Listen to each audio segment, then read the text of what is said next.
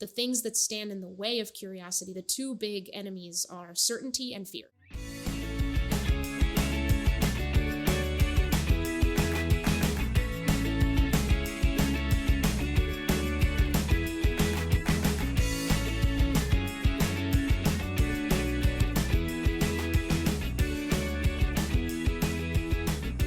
Welcome to the Exploring Washington State podcast. Here's your host, Scott Cowan.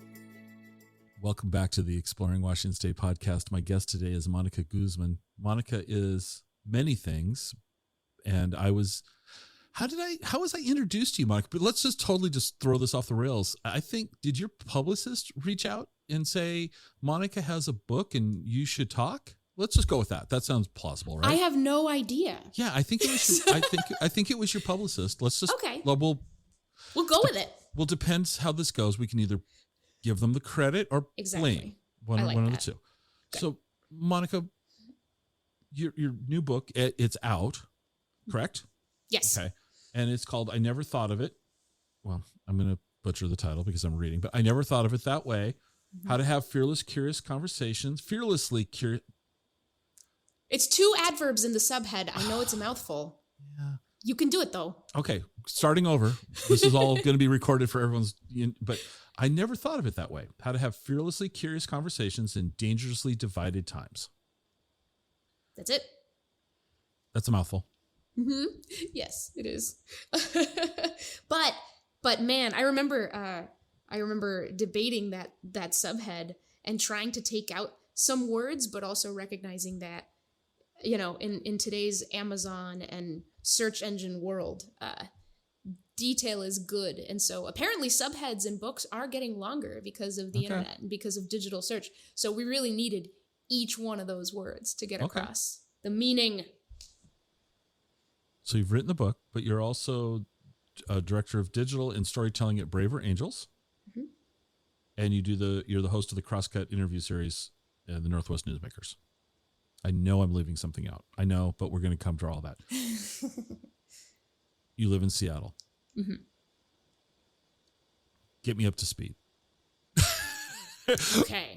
So you grew up, tell me a little bit about your backstory first off and your journey to Seattle. How's that? Because we're all about Washington State. Yeah. So I was born in Monterrey, Nuevo León, Mexico. So Mexico. In a state toward the north, a very business-centric city, large city, but not one that many people spend their spring breaks in. And when I was about 5-6 years old, my dad's work transferred him to Dallas, Texas. And so that's when our family moved to the States. And then maybe a year later, the company moved him again, this time to their plant and their office in Dover, New Hampshire. So I spent basically my whole childhood in, just like a small Seacoast proximate town in Dover, New Hampshire. And then I went to college in Maine, about an hour and a half away, not too far. Mm-hmm. I really got along pretty well with my family. I didn't want to go too far. And then decided to try the journalism thing. And right out of college, I got this really fantastic fellowship. It was kind of a miracle that I got it, but I did. And it was with the Hearst Newspapers Corporation. All right. And so what they did was they took college graduates on a 2-year adventure where they would spend 8 months each reporting at 3 of their newspapers. So I was a cops reporter at the Houston Chronicle first. Okay. I was an education reporter at a small paper in Midland, Michigan. And then I was like a new experiment in blogging and technology reporting at the Seattle Post-Intelligencer. So that is how I arrived in Seattle. And then coming out of that fellowship, I had offers from the San Antonio Express-News, another Hearst paper, and the Seattle Post-Intelligencer. And I knew that I needed to stay.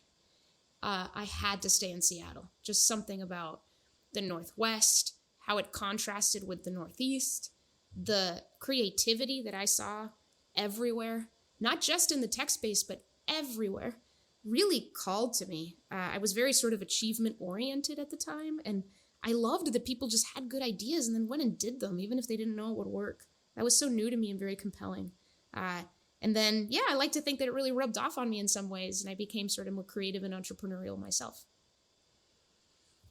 That's actually very cool. The fact, though, that you grew up in Mexico, little time in Dallas, Northeast, but then the fellowships take you to back to Houston, but to somewhere in Michigan. I have no clue where that's at. What was this? Where's this town at?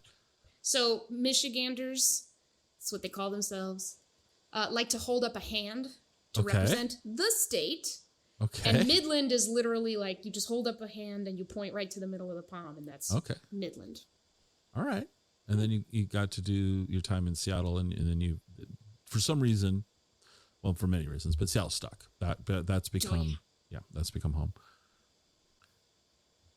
We're going to bounce around a lot because I cannot think linearly.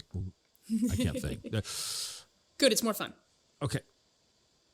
When did you get the inspiration to write the book? So it was less one moment and more lots of little moments. Okay. One of the big scenes in my mind is after the 2016 election, going to get-togethers and networking events and just, hanging out with groups of people, most of them liberal, Democrat, like myself, by far most of them, and hearing a pattern repeat itself where someone would bring up politics because it was a very anxious time. Lots of people here were very worried about the country and about, the person that had just been elected president. And someone would mention some scary headline and everyone would, kind of rant about it together. And then often the conversation would turn to the people to blame, and I'm putting air quotes around that. The people to blame would be the people who voted for Donald Trump. Of course, assuming that no one in this room would have done something like that, right? Right. But the thing is, my parents voted for Trump. And I love my parents dearly, and at the time they lived here and I saw them every weekend. And so I would hear people say things about Trump voters that were just not true. They were just not true. Forget that they were unkind and stereotyping and vilifying. They were also just wrong. And what I wanted to do was download my experience with my parents into the minds of some folks just to complicate the idea. And the way that I ended up, not doing that all the way, but at least trying to, was to basically say in those conversations, well, my parents are Mexican immigrants who voted for Trump. And because that was surprising, that someone with that identity would vote for Trump, especially to people in very liberal Seattle who are not exposed to a lot of diversity of political thought, it would stop conversation. And then I would find myself really hoping that people would ask me, why? Why did your parents vote for Trump? And if they did, I was really delighted because it gave me an opportunity to help them see what I see, which is that people are very complicated and they might have reasons that you don't expect. So that was a huge personal reason. Knowing that there was some bridge I had here that others maybe didn't. But it wasn't just that. It was also my journalism career. Having been in the business of having conversations of understanding without judgment. To me, that's what good journalism ultimately is. Very curious. And you want to know why people do what they do.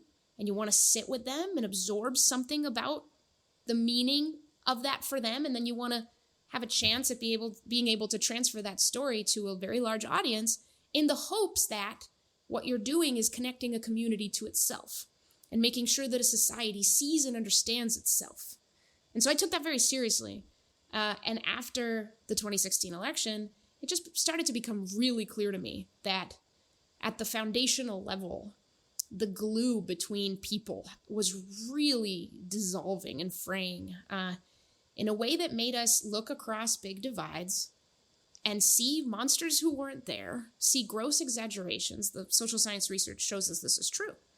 And it's not that there aren't lots of things to be concerned about or that there aren't really big disagreements, but there are so many exaggerations, and they are keeping us from being creative, which is something I've always valued Seattle for. We're creative, but not when we're this scared.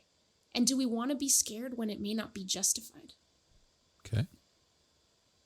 I would like to ask the question, why did your parents vote for Donald Trump? Yeah. So to keep it, shorter than an hour-long conversation, for my mom, the number one issue is abortion.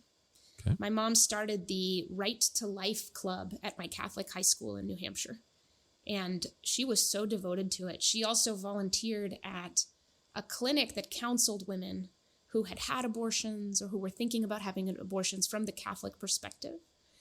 She would come home. I remember her coming home from some shifts at that clinic, like devastated, carrying the stories of women and the tensions and the conflicts, devastated, crying at home on our kitchen table.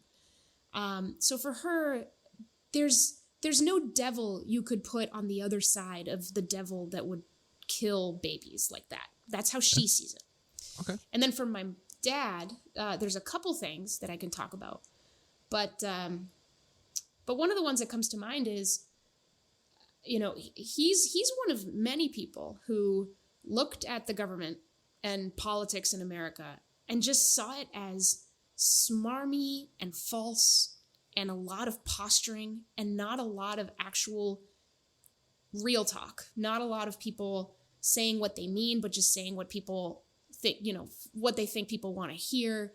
And it just added up to a lot of, this is obviously not working. It's just so ridiculous. And what's it going to take to change things? And so one of the things he and I have talked about is, Trump in a way seemed to him like, well, let's shake this up.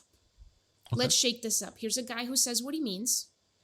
He happens to agree with a lot of my politics for him. Mm-hmm.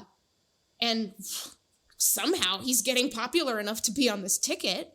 So my dad was actually, excited about him even in the primary because while everyone else was doing their posturing the way he saw it, the typical political posturing, here's a guy that's not afraid to break the rules on behalf of the people.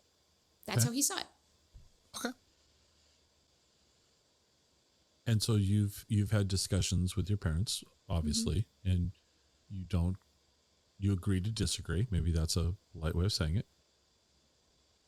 And then when you're at a social event in Seattle and you bring up that your parents voted for Trump, you can maybe, I'm paraphrasing, but maybe feel the oxygen leave the room. Mm-hmm. People. So when people started, when they asked you why your parents voted for Trump, and you started explaining probably very similarly to how you just shared with us here, what did people say? How did people react to that? Yeah. I mean, often they would ask more questions, which is great. I mean, it would keep the conversation going. I didn't want to just make it a talking point and move on. And they would also often volunteer information about people in their own lives who might have voted for Trump, or it would make them think about who they knew, or sometimes the fact that they didn't know anyone who had. Mm-hmm. Or they would try to explain their surprise. Just whatever would come up, whatever would bubble up for them. And it really was very different. But all I hoped for was that it was honest. And it always was. For the most part, if somebody asked why, it would happen not in a big group, but, off to the side, maybe a little bit later. So I heard, what you said about your parents. I'm super interested. What's that about? Or they might not even ask me a question, but would say, I saw what you said about your parents. My cousins also in Ohio or whatever, voted for Trump. And then they would tell me it's been really hard, or, I've tried to talk with them. And then we would make the conversation about that. More, what is the relationship like? So now that I think about it, it wasn't just, okay, let's talk about the content of their vote and the contrast and what it makes me think of. It was also sometimes a conversation about, wait a minute, you get along with them? You talk with them? tell me about that. Okay. So then the idea of the book started to percolate. Yeah. Yeah. And it was a long percolation. At the time in 2017, I was extremely busy with the newsletter that I founded in Seattle, the Evergrey. And it's a community as well. We did a lot of stuff. I love the name. I love the Evergrey. Are you familiar with the needling? The needling. Oh, yeah. Yeah, Seattle's version of the Onion, if you will. Yeah. When I saw the Evergrey, I thought that was like an Onion-esque title, to be honest with you. Okay. Oh my gosh, yes. So you were doing the Evergrey, and this is just in your subconscious, if you will, just percolating. It just kept coming up. I'm a coffee fan. Everything's got a reference to coffee.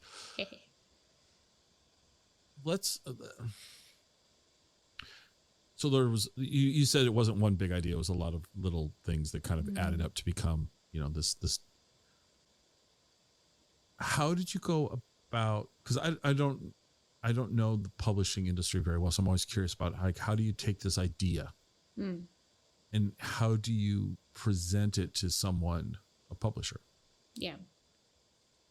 So when you brought that, so what you decided, I'll just flash forward and say you decided I'm going to write a book. Did you start writing the book or did you start shopping the idea of the book? I started a Slack channel. I don't know if you're familiar with that app, Slack. That was I'm just going to tease dedicated. you. I'm old, but I'm not that old. Come okay. on Yeah. Some people are like, no Slack, all email forever. Well, I'm kind of there. I'll be honest with you, but I know Slack. I've used it. Cool. Well, that was the first step. It just felt like, man, someday I got to write about this. Let me start collecting my thoughts because there's always something. Okay. And so I did that, and I just started a little channel for myself where I would just drop notes. And I did that for months. And then a publisher actually contacted me in a really roundabout way. But it was an imprint of a publisher, and it was a friend of mine who worked there asking if I'd ever be interested in writing a book, kind of in their cadre of potential authors, but in a very different way, not in the typical way. And so what I told him was like, it's funny you mention it. I have this idea. And one thing led to another, and it ended up resulting in just, okay, here's the forcing function for write up an outline, make a kind of book proposal.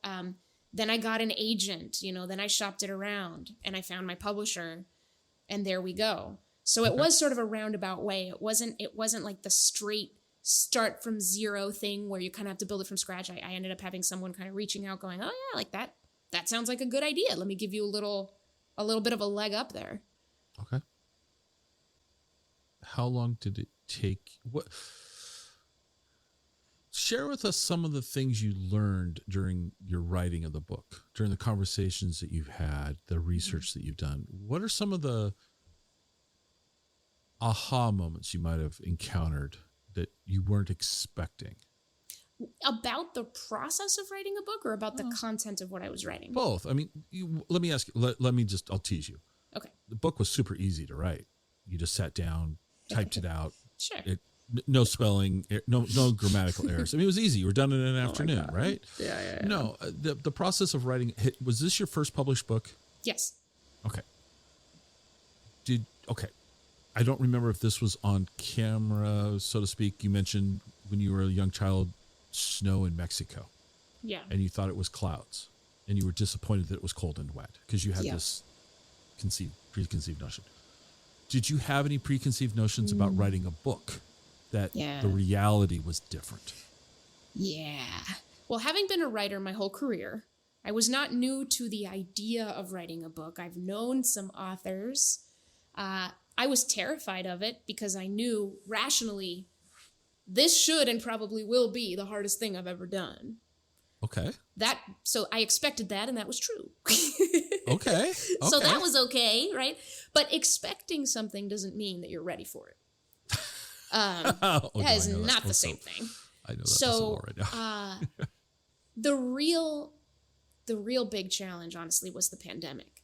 I signed my book deal the day that Wall Street crashed in 2020 in March.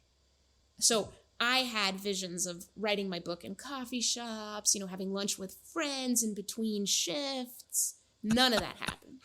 So I'm a pretty extroverted person. I get a lot of energy from people, and I imagined that that's what this would look like, I even thought I would travel around and, talk with some of the people more closely that I wanted to write about or whatever. So all that was dashed. But at the same time, now that I look back on it, a kind of silver lining to that in a really messed up way is that the pandemic put us all into a forced, unwilling social experiment in what happens when you don't have good, engaged conversations with people. What happens when you are so distant from people? Social distance is the problem. Social distance is the problem. And then it became medically necessary. So that ended up, I think, providing a contrast that I didn't expect and that I think might have helped me articulate and, viscerally experience what I'm trying to get people not to want. Okay. All right. How about during your research and conversations? What were some of did you have any Eureka or aha moments that you weren't expecting? Yeah. All kinds of things. The title of the book, I Never Thought of It That Way, that came before the book deal, when I thought what I was working on was an event series.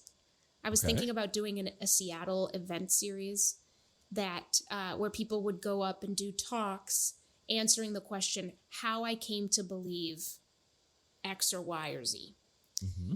And that it wouldn't be a series of arguments or opinions, it would be a story about how people came to believe some surprising thing that doesn't fit the typical Seattle narrative.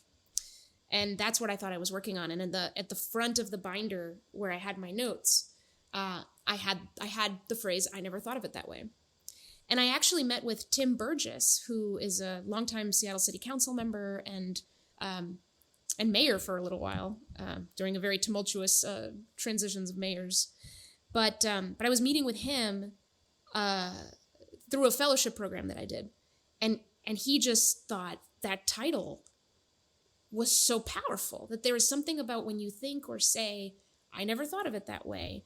So he gave me this sort of validation of something that I was already thinking, which is, this might be the goal. That maybe if we become a more curious culture that can talk more openly, honestly, and candidly about things that matter in a way that help us understand each other, one of the signals we would have is that more of us are going, I never thought of it that way. I never thought of it that way. And that was a really cool Eureka moment. That's when I was like, that's the title. Okay. That's it. No, that was a really great cool. title. And that stuck. Yeah, that stuck all the way through. I figured the publisher would be like, no, you need something more X, Y, or Z. No, they loved it. Everybody loved it. So that was cool. Yeah, and what else? Man, I remember this was fun. So the part 1 of the book, there's 5 parts. And only part 1 deals with how we got here. The problem of polarization. Right? Only part 1. 4/5 of the book is solutions, everybody. 4/5. Anyway, but that first 5th, I was trying to figure out the outline of this. The structure of this was by far the hardest thing. It took months. It took a lot of time. And, but I eventually kind of came down to this idea that, well, for me, it's about sorting, othering, and siloing. In the research that I'm doing, we're sorting ourselves to be around people that we like. This is a very normal human thing that we're doing. Fine, but there's a dark side. Let's explore it. We other, we put distance between ourselves and people who are different. The difference doesn't even have to be meaningful for us to discriminate against the other. But when it is meaningful, whoa, watch out. We start doing some pretty awful stuff. And then siloing, which is, the stories we tell and the stories we hear and are amplified to us as a result of the distance we put between us and and people who are different, and the ways that technology lets us pick our neighbors digitally and all that does to what stimulates our thinking. And then it was my agent, Matt Belford, who looked at that and was like, sorting, othering, and siloing. Why don't you just say that's an SOS? And I was like, it's an yes, hey. And so that, it was like moments like that helped me really gain confidence in the structure, and that I was, doing something kind of, it was working. All the chapter titles are just one word. And I spent a lot of time sometimes trying to come up with like, what is the essence of what I'm saying here? And so that was maybe the most fun, is that as complicated as writing is, as many words as I wrote and threw away, it was one of the most pleasurable things to see like the nugget of gold in the middle of a big mess, and to sculpt away from something and be like, this is what I'm really talking about, this one thing. Okay. And then go through and kind of make sure that everything is really just complementing that one thing was really fun. Let me ask you this question. Sculpted away to get to the one thing, the nugget that you think the chapter is about. When you handed it to your editor, did they agree with you? Okay. Yeah, for the most part, which is cool. Okay. Let me remember. I remember there was a chapter I had that might have been titled Fear or might have been titled Courage. Okay. I really thought for a long time that we needed a whole chapter on that, because the things that stand in the way of curiosity, the two big enemies are certainty and fear. Mm-hmm. And so what then is courage? And I had a whole chapter on that was really tough to let go of. But eventually I got to the point where I really could see, with my editor's help, that I didn't need it, and it was already woven through the rest of it. So that was one. That was one where it was like, after the first draft came back, there were some notes from her going, I don't know about this one. What's this? And as a writer, of course, you pour everything into what you write, but I was never that confident of a writer. And I was so eager for honest feedback. So it was really good. As soon as I saw the signals that some sections aren't working, I'm like, okay, cool. Like, it's gone. Help me see. I needed other people to help me see what the vein of everything really was. Okay. So how long from writing the outline to publishing? How long? To publishing 2 years. 2 years. Yeah. How long from, because that's not fair on you. How long from writing the outline to the final copy? Before the publisher takes it and goes and does their part of the business. The final draft was late last summer. Okay. Right? I think so. It's all so it's a blur. It's all a blur. It's interesting to me because a couple of authors that I've chatted with, the one thing that seems surprising to me is the amount of time it takes from the final draft to being on the shelf. Yeah, yeah. It's a good chunk. There's a lot of things can happen in the world. Yeah. From the day the final draft is done to the day that it's on Barnes & Noble shelf or wherever you buy Third Place Books or Elliott Bay Books or Amazon, wherever. Yep. What was it like the day it went for sale? Oh, yeah. I was really overwhelmed. And I was overwhelmed actually because of something that happened the day before. Oh. So the day before, the New York Times reviewed it. Oh. That's a big deal in the publishing world. That's a really big deal. And we had heard, the publisher had heard that the New York Times had assigned it for review, but we had no idea when it would run. And for all we knew, it could have been weeks after publication. We weren't sure. Right. But it came out the day before publication. And it's like a good punch. It just gave me like a good punch. It was a good review. It was a good review. But I was like knocked sideways. And suddenly it was like, and all these people who wouldn't have heard of it otherwise were hearing of it, and I was getting all this incoming. It was wonderful. The night of launch day, March 8th, that Tuesday, I had this big launch party at my house. Okay. And that was super cool. And I was overwhelmed. I feel like I needed time to stop so I could just catch up, right. And then keep going. But instead what happened is like, no, time barreled on. And I had a bunch of events lined up, for the book tour. And so there we went, the next day was a talk at Third Place Books, and then all these virtual events. And then I went to DC, and I went to San Francisco and Sacramento and Philadelphia and New York. Next week, I'm going back to DC and then to Florida. And then it'll be Minneapolis and Cincinnati. And so I didn't realize when I was setting up all these events that I was setting up all these events. You know what I mean? Like, whoa. So it's been, but maybe you can tell from, the look on my face. It's been fun. So fun. And that day was fun. Yeah. And when I remember the night of March 9th, so the day after it came out, was the first time that I saw it at a bookstore, at Third Place Books, my favorite bookstore. I love it. And I took a little video and my hand was shaking on the video. I didn't post it. It was so shaky. That was cool. I can only imagine that it has to be a very surreal experience to see a book or whatever. It could be a product that you've been working on and, whatever it might be, but a book especially, because to me, books are they're very tangible. This is just my interpretation. I think more thought, blood, sweat, and tears goes into a book than maybe my iPad did when they designed it, which isn't true. I know that logically, but my thought is that an author is slaving away in a coffee shop and staring at a blank page and writing something and crumpling it up. And I know you probably didn't even use paper, but the idea of, writing it, throwing it away and to get it finally released. Yeah. And honestly, I don't know that you could have asked for a better press than a New York Times review the day before. I mean, you couldn't have paid for that. You couldn't have paid for better press. It was amazing. Yeah. That's and it's a small publisher and I'm a first-time author. It wasn't exactly in the cards. So yeah, really always trying to kind of stay grateful for everything. I'm one of those people who's always looking for the next thing. And sometimes I have to remind myself, dude, celebrate, Well, I was just going to move on. I was just going to move on and come back to the book. So thank you for saying that, because we're going to stop.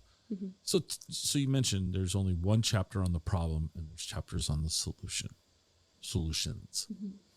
Give the audience a real high level. We want them to read the book. Okay. I mean, we do. We want them to read the book. I think it's vitally important that this book be read, and not just read, but consumed, mulled over, pondered, and not just skimmed. So give us the 5,000 foot overview of the book. Yeah. So the first part, as I said, the SOS, is about how we got here: sorting, othering, and siloing. And then we go to a part called curiosity. And that one is about looking at some of the ways in which our brain hears information, hears ideas and perspectives that it instinctively agrees with and that it instinctively disagrees with.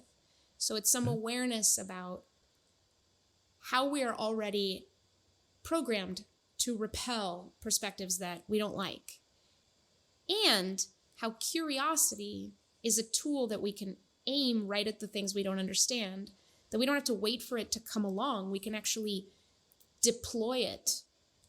Curiosity is active when we become aware of a gap between something we know and something we want to know. Okay. When we manufacture certainty because of stress or tension or anxiety or just we don't have time, we do that a lot. Curiosity goes away. And when we are very afraid of other perspectives, curiosity goes away, because you can't wonder about something you think is out to get you. If somebody aims a gun at your head, you're not going to be like, what's that? You're going to run. So those two things are tricky. And then we talk about conversation, the power of conversation. A lot of us have found our own little ways to avoid it, or to accept some trade-offs, like being on social media where we can talk to many people at once, but we're not talking to them in a really engaged way where we see the whole person. And so it becomes easier to lose sight of the person behind the ideas, the mystery behind what seems awful and terrible. And we forget that conversation is this incredible context where we do put ourselves on the line but so does everyone else. And we become afraid of what we might discover, but actually it's just an incredible place for two different perspectives to build friction and for people to learn from that friction. So I talk about some frameworks about how to make the most of that. And then part 3 is called people. And I break down three ways that we tend to get stuck when we try to talk to each other across disagreement. One is because of our assumptions. Another is because of the unreasonable ways that we use our reason. And a third is about some of the dysfunctional ways that we hold and share our opinions. So the assumptions chapter is a little bit like certainty. Every time we have assumptions about people, that's manufacturing certainty about them when we don't know them. We have not talked to them. We don't allow them to surprise us. And we, go off and do our own non-curious thing. So I tell a story there about a really life-changing trip that I helped organize through the Evergrey, my newsletter, where we had 20 people from Seattle visit Sherman County, the second smallest county in Oregon, very agricultural.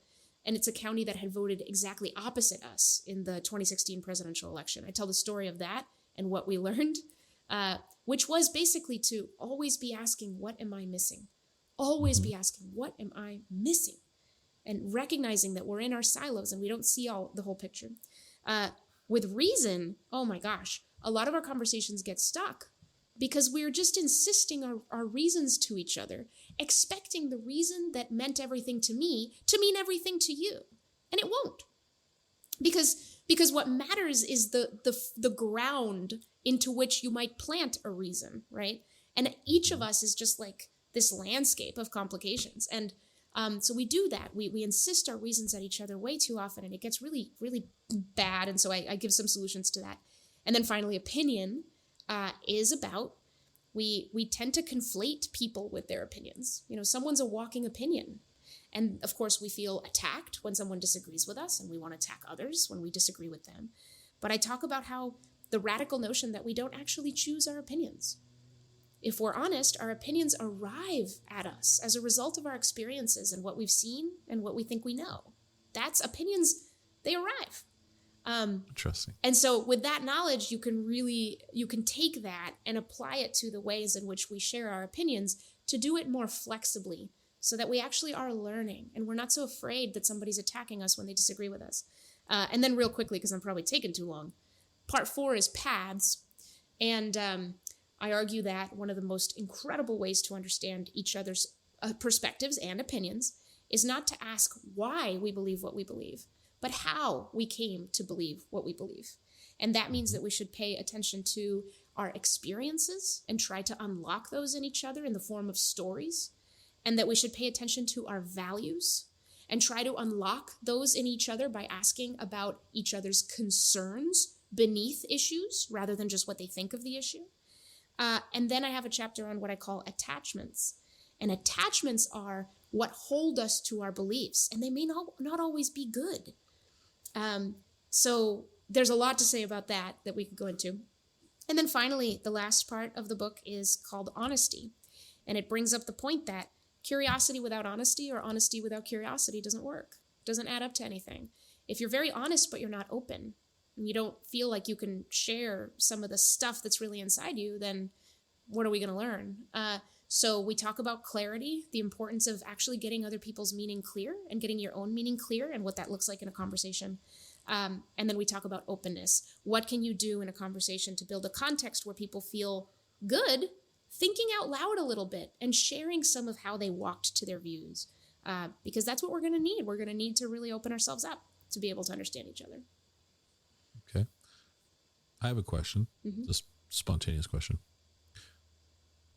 In the part of your book I read, you share kind of how, and I'm paraphrasing, but you said your mom, you were younger, and your mom maybe corrected you because of the grammar you were using, and you were responding back that she wasn't hearing you.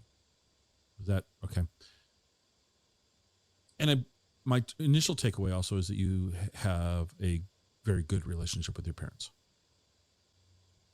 How has your relationship with your parents changed during the process of this book? I mean, it hasn't changed. It's still, I would say it's as close as it always was, if not a little bit closer.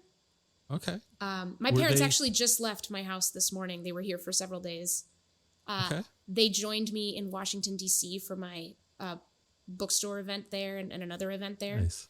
And that was great because I was able to say, like, my parents are right here, by the way. They've been nothing but excited and proud, which is awesome. But has it helped the way you communicate with their generation?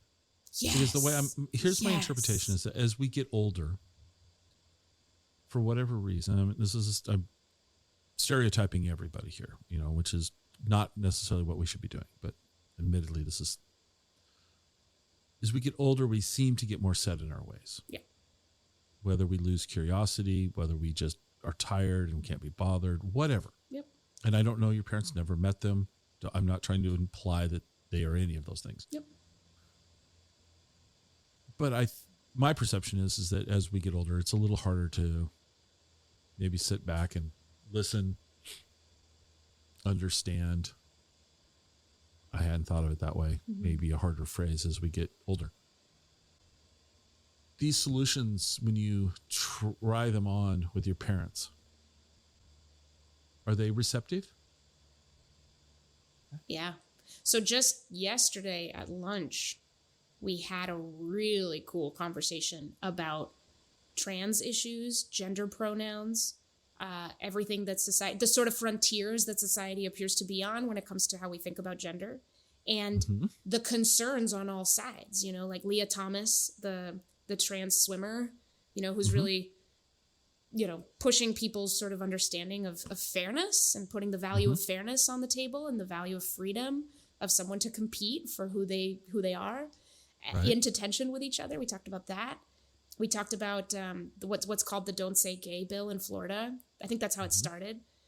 But yeah, I mean, I would say, I think if my mom were here, because she was the one that was most like engaged in that conversation, she would probably say she uses some of these. The thing is, she used the things that I wrote about in the book before I wrote about them, Like she always says this, and she said this, well before, but that one of the reasons that she and I and my dad can have these kinds of conversations is we validate each other's good points. So she makes a point about something and I may not agree with it, but I agree it's a good point and that I should consider it. I go, oh yeah, it's a good point. I say it in Spanish, but same thing. And it always feels like that builds a kind of base camp up a mountain where, we see each other there. And now we can climb higher. Okay. And then we see each other in the new place and we can climb higher. And that's why we can get so high. But yeah, I mean, there's not a visit I've had with my parents probably, that's at least a couple days where we haven't gotten into it about something. In DC, we had a really long and interesting conversation about, actually related stuff, like LGBTQ kinds of things. That was super cool. And it tied into race as well. We got into all that. So yeah, I mean, it just seems it's very interesting. I have a lot of questions for them. They have a lot of questions for me, because I'm the liberal in their life, who they have other liberals in their lives, but I'm the one that they can learn a lot from, because we can get to these high places, tough, tricky places, and make some headway and cook something with the heat that builds up, right? And I would say the same about them. Like, I know a lot of folks who are conservative. I work at Braver Angels. I know a lot of folks who don't share my politics. But, my parents, I can just ask them just about anything if I'm concerned about it and get their real take. For the most part, it's not necessarily, it has to be the right context, right? And I talk about what those contexts are in the book. Okay. But yeah, I think, I hope we continue to do that. Like, the mystery of my parents is not solved, and I think the mystery of me is not solved to them, Well, I don't know if the mystery of anyone is ever solved. It's not. And that's the thing of it. We confuse, I talk about this in the book, we treat each other as puzzles instead of mysteries. which is this lovely distinction that an author named Ian Leslie makes really in a compelling way. But when you have a puzzle, all you need is the pieces. And then you just have the pieces. All you have to do is assemble them in the right way. Easy peasy, right? If you read a thought piece with some statistics, I get it now. That's a piece. I can just lay that down. I know these people. I know all these people. Here's the puzzle. Here's what I've built. We're done. But that's not how people are at all, and we make that mistake of generalizing and all that all the time. It's a kind of hypocrisy that I see a lot, where everybody wants themselves to be seen for who they are and the nuance and intricacies, but we're too okay sometimes seeing other people with broad brushstrokes. Why? Why can't everybody be afforded the dignity of having space to be nuanced and complicated? And we start to think that other people are just not that complicated, and it's very simple, really. And it's really just this, and they're motivated by these horrible things. And in some cases, sure, they are. But, even a white supremacist can change their minds. So there's always a person underneath, right? There's a person underneath that you can reach. And talking to that person instead of the idea is just a better direction. That's fascinating to me, because you say, I want people to understand that I'm nuanced, but yet I might think of them as a two-dimensional, without depth. Yeah. But yet, how dare they not see my depth? Yeah. And is that maybe the risk of going down a big rabbit hole here? But and maybe I'm looking for a scapegoat when I say it this way, but I'll just say it. Is media somewhat responsible for that? Because we tend to, like, you use siloing, our I'll say Facebook. Our Facebook profiles are full of, I don't know. Are you on Facebook? Yeah. How many friends do you have approximately on Facebook? I don't know. Okay. Probably thousands. I've been there a long time. Okay, thousands. Yeah. Okay, yeah.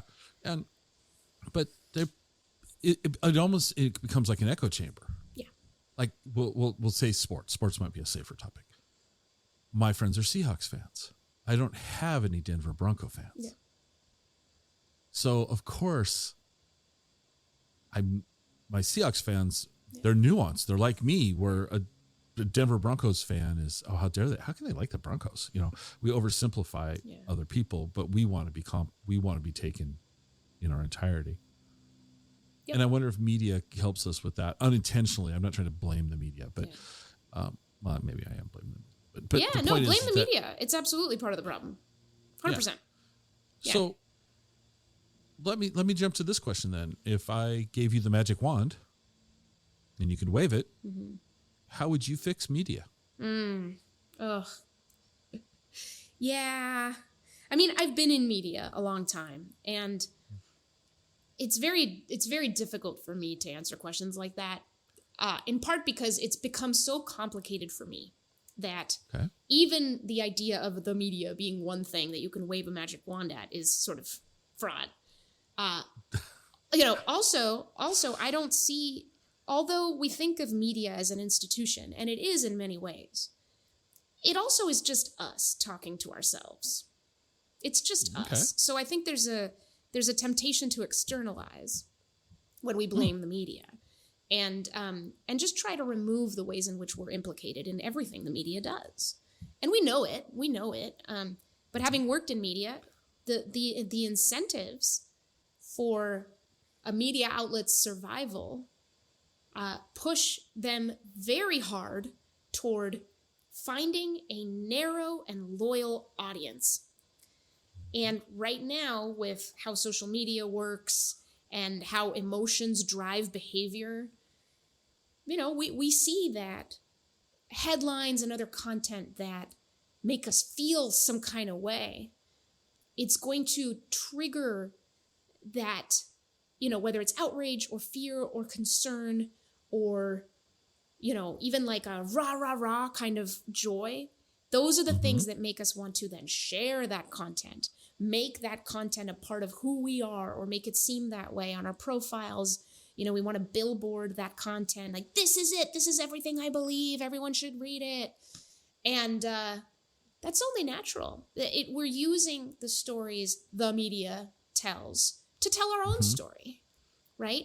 To try to share. It's a vehicle through which we want to be seen and understood.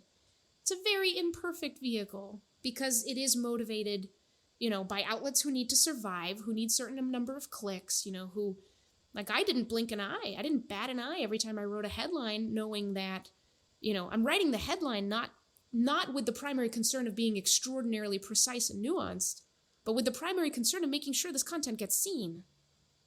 And that's the incentives. So the waving a magic wand thing is sort of like a nice idea, but all systems are held up by incentives. And in a lot of ways, the media is doing exactly what it's designed to do, you know? Okay. And so, basically where I come down on it is, and the whole reason I wrote the book too, is I just don't think it makes any sense to wait for the media or our politicians to fix any of this. They are working on it systemically, and I know a lot of folks in both those institutions that are pushing boundaries in really strong ways. But the only thing that is going to accelerate changes in those institutions is cultural change at the grassroots level. And that's people themselves taking what they think are very small steps that don't amount to anything in their own conversations. They do amount to something. Curiosity is contagious. I mean, you model that in your own conversations. You make a conversation go from something that could have been really fraught to something that's really fascinating. And whoever you were talking to is going to like it. Not every time. It's really tough. There's a lot of complexity here. But when every time you manage to do that, even when one little exchange, that catches fire. I just think it also turns the volume down on a lot of things going on in our society. And what would our politics and our media be like if we weren't so afraid of each other? What would it be like? You know, I think it could get us somewhere really, really good. I agree with you. And I have thought of it that way, just to spin your title. Nice. Spin your title. Let's wrap up about the book, and then I want to ask a couple other topic questions. So the books, where can people find out more about the book? Let's answer that question first. Yeah. So they can go to the book's website, reclaimcuriosity.com. Good title. Or you can go to my social media at Mónica Guzmán on Twitter or Instagram. And follow along all the stuff I'm thinking about and talking about when I have the time to actually share it. Which sometimes is a lot, especially when I'm traveling. But that's where you can find the book, reclaimcuriosity.com. It's a great title. Let's transition to Braver Angels. Mm-hmm. Elaborate on that for the audience that might not know about it. Mm-hmm. And what's your role and what's its function? Yeah, so Braver Angels is the largest cross-partisan grassroots organization committed to depolarizing America, to bringing liberals and conservatives and everyone in between and everyone above that spectrum together to, in the words of our mission statement, strengthen our democratic republic. So part of the founding sort of theory of Braver Angels is that our polarization, particularly what is called in the social sciences affective polarization, which is polarization based on how we feel about each other rather than the actual content of our disagreements, that is really weakening our democratic republic. And it's also, challenging our relationships, our lives. It's making things really, really tough on a number of levels. And it's the way I think of it is it's the problem that eats all other problems. And it's the monster that convinces us the monsters are us. It's very hard for me to envision, this country moving forward in a really cool, confident way, unless we handle some of this and the ways in which we even interact. So Braver Angels, it's based on marriage therapy. So one of the co-founders is a well-known marriage therapist who applies the techniques of marriage therapy to the divide between red and blue in this country. And it's done through these incredible workshops that have been studied and their effect is demonstrated. And they've been done who knows how many times with how many people at this point. And we're even bringing them into the halls of power. So sitting members of Congress and elected officials from state legislatures doing our workshops, bringing the Braver Angels format of town halls into their communities. And we also have these really fascinating programs that people can join. And the signature one is our Braver Angels debates, which are these national virtual debates where it's not about who wins. It's about, can we engage in a collective search for truth? And there's really nothing like a Braver Angels debate. There's nothing like it. It's awesome. And so we're kind of showing that it is possible to talk really productively about some of the toughest issues facing our country. We just have to begin with structures that can build trust. Okay. That's awesome. And my role is I'm the director of digital and storytelling. But really at Braver Angels, there's people wear a lot of hats, and it's a scrappy, largely volunteer-run organization, and it's awesome. It's like an ensemble cast of people who are just like ready for a better way. And not that it really matters, but where is it based out of? The central office is in New York City, but there's not actually that many folks there. So we're really scattered around the country. One of the co-founders is from South Lebanon, Ohio, small town. So I mean, we're all over the place. I always love to ask my guests, what do you like to do when you're not doing what you do for your career? What's fun and relaxing for you? Singing. Yeah. What type? Genre? What? I really like to belt it out. So, what genre? You can see it. Your listeners can't. I have a Billy Joel poster above my piano over there. I am a huge fan of soft rock, 70s and 80s, 90s, and today. Right? I grew up with that stuff. I also really love Latin American, like Mexican, sort of all the sort of hits from there, and I sing a lot in Spanish. My latest obsession has been the Encanto soundtrack. You know the Disney movie? I'm not familiar. No, I don't. Oh, so good. It's so good. The music is fantastic. So yeah, that's been fun. And the perk there is I get to sing along with my two kiddos. So. And what do the kids like to do for fun besides sing with mom? Oh man. So my son, Julian, he's 9. He is a walking tennis encyclopedia.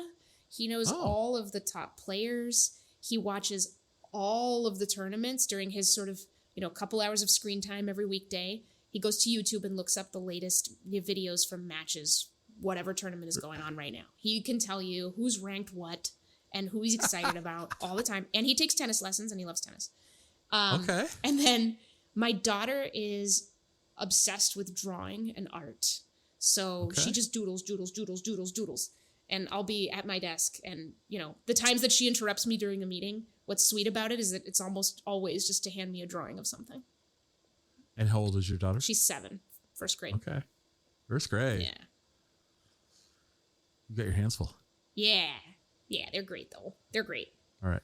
So based on those answers, I've got a question. Mm-hmm. You can go see one soft rock performer live. Who would you go see? Paul McCartney. That's not soft. I know that's not soft rock, but it's from that era, right? The 60s. Yeah. Wings. I love Wings. But also he's getting on in years. You are not old enough to know Wings. Oh. You are. I am.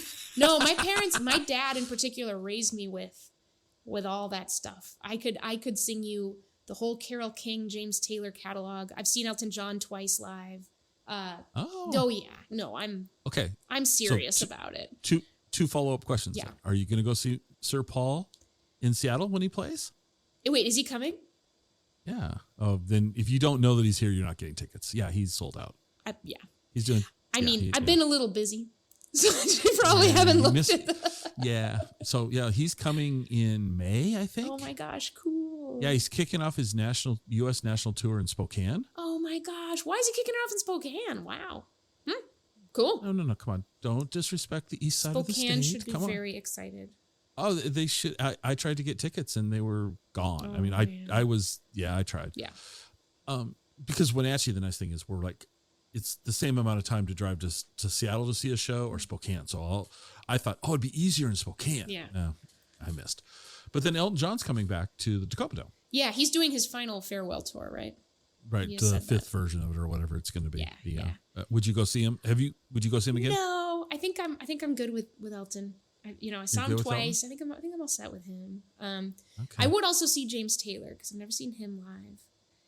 Okay. And I think he's still performing. I think he is. I don't know the answer to that. I think you're right, but I don't know the answer. Yeah, I'm not 100% sure, but And then just because this is totally random, but because he just released an album called Sob Rock. John Mayer? meh. Okay. I got a kick out of the Sob Rock. It's pretty great. And then he had the if you like your parents may have had the albums that had the nice price sticker on it, which was the discount sticker back in the 70s. So his Sob Rock album has a nice price sticker on it. Oh, that's fun. The retro. Okay. Yeah. Retro. That's fun. Coffee? Are you a coffee fan? I'm a coffee shop fan. I like the smell of coffee. Coffee bugs my stomach. I can occasionally have cold brew. Okay. Yeah. Tell me a great coffee shop that I might not know of in the Seattle area. Yeah. Well, where do you like to go? My favorite is it's more than a coffee shop. It's a restaurant as well, but Cafe Arta, and it's right next to Third Place Books Ravenna.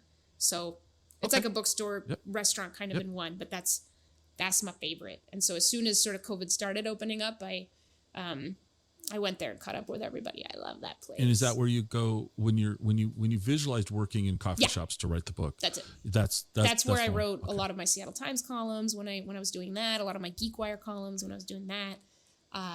Yeah, and when I would get creatively stuck, I kind of get up, walk around, look at the bookshelves, pick up some things, read some pages, sit back down, and get unstuck. Okay. Where's a great place for lunch? Let's see. What's your go-to? What's your go-to food? Go-to food. I really like Indian and Thai. Okay. And you don't drink coffee; it upsets your stomach. But you can eat Indian and Thai food because. Oh yeah, very different. Yeah, it's about the caffeine. It's about the caffeine. Okay. I think. All right. Yeah. So where's a great place for Indian food in Seattle? Bengal Tiger is a great place for takeout. We get a lot of Bengal.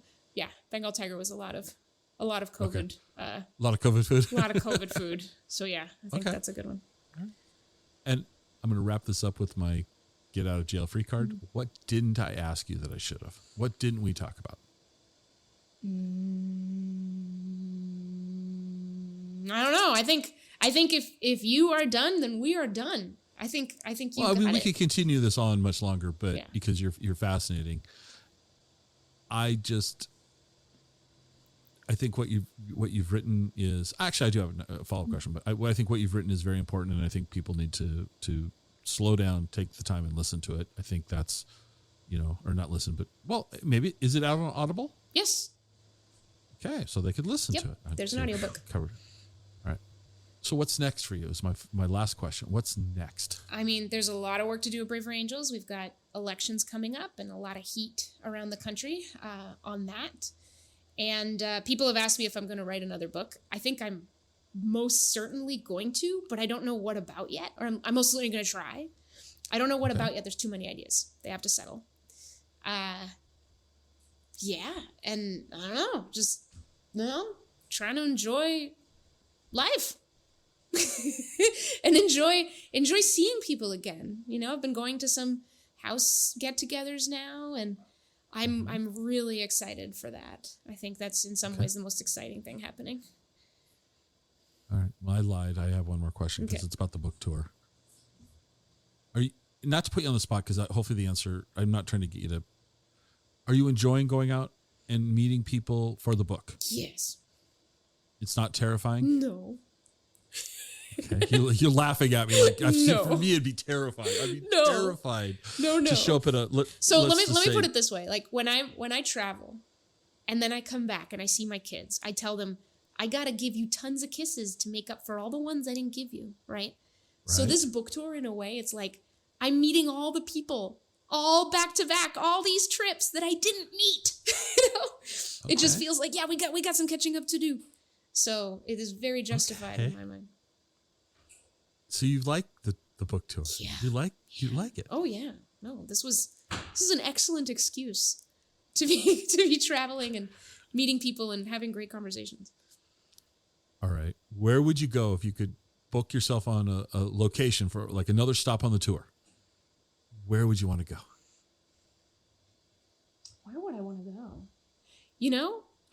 I think it would be neat to find like the most conservative county, the most libertarian county, and the most liberal county, and go to all of them. Oh. No matter how small they are, because usually book tours are big cities, but whatever, right? But you have the data. You can find. I could find that out. Right? Yeah. In fact, I think I'm going to look it up because that sounds kind of awesome. Well, I think it would be very interesting to see and document it. Yeah. Ooh, yeah. Ooh, yeah. I like that. Because the book's neutral. Mm-hmm. It's honest about my own politics. Sure. But I tried as hard as I could to try as best as I could to put myself in the minds of folks who I know and have interviewed and, see the world very different ways. I think that's really cool that if you could do that, that would be not for me to tell you what to do, but you should do that. I think I should do that too. It's a great idea. Thanks, Scott. Yeah, I'm here to help. Well, Monica, thank you so much. I really enjoyed this, and I'm looking forward to following along and seeing. I know you've got another book in you. I can just tell, and I'm looking forward to it. I bet it comes out sooner rather than later. I bet one of these days you're going to sit up in bed at 3 a.m. and go, that's it. Yeah. That's what I'm going to do. Yeah. And I hope so. That sounds like the best way to come up with a book idea. Yeah, I bet you do. Yeah. So cool. Well, thank you so much. Thank you so much. All right. See you next time.